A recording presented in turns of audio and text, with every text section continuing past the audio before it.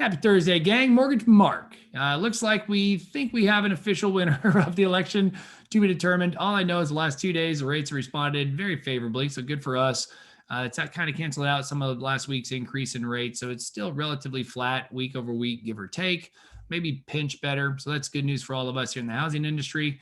It sounds like the good news is if the Senate's gone Republican and it's a split Congress, kind of a status quo for the next 2 years.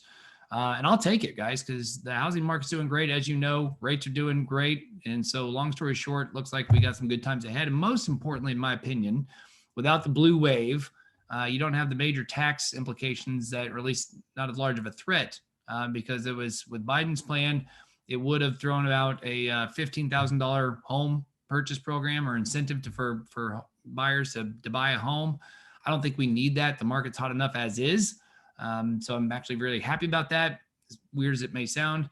Secondly, just corporate taxes, personal taxes for high income earners. A lot of that could squash economic growth, could squash just the momentum we have going. So I'm really, all things considered, and I'm not trying to get political, I'm just really glad for how the market's behaving the last 2 days in terms of just stock market's up, rates are down. Sounds like status quo, and we get to keep riding the gravy train that is the hot housing market. So I'm really pumped about that. I'm not going to go into the charts. Like I just mentioned, rates are relatively flat. I did see a stat this week. The 18 to 35-year-olds out there that are potential either buying a home or going to be buying a home sometime soon. Those millennials I think it was like 73% of them didn't know you can do a low down payment type programs, whether it's 5% down, 3% down, 3.5%, things like that. So we as a industry need to do a better job of communicating that.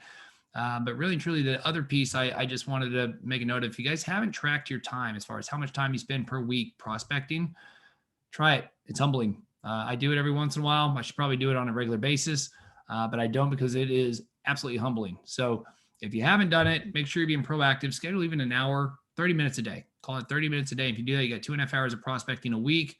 That's probably a little more than what you're doing now is my guess. I don't know that to be true, and I don't mean to be condescending, but I can tell you right now, if I did 2.5 hours a week, that'd be a lot more than what I'm currently doing.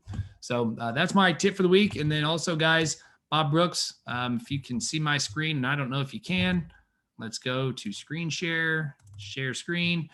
Bob Brooks, we had to reschedule our Money Matters meeting due to just scheduling conflicts that came up. But if you guys want to join, mortgagemark.com/events. Bob Brooks is a financial planner and just a savant when it comes to the stock market. Love to get his take on what he sees for the remainder of this year and into next, especially now that we have some insight as far as who's going to be leading the free world. So if you guys want to join us, we'd love to have you. It's a Zoom meeting. You can sit there and be a fly on the wall. You don't need to do anything, but it's November 18th. Click on events and you guys can check it out. So with all that to say, appreciate you as always. Hope you have a great day. Bye-bye.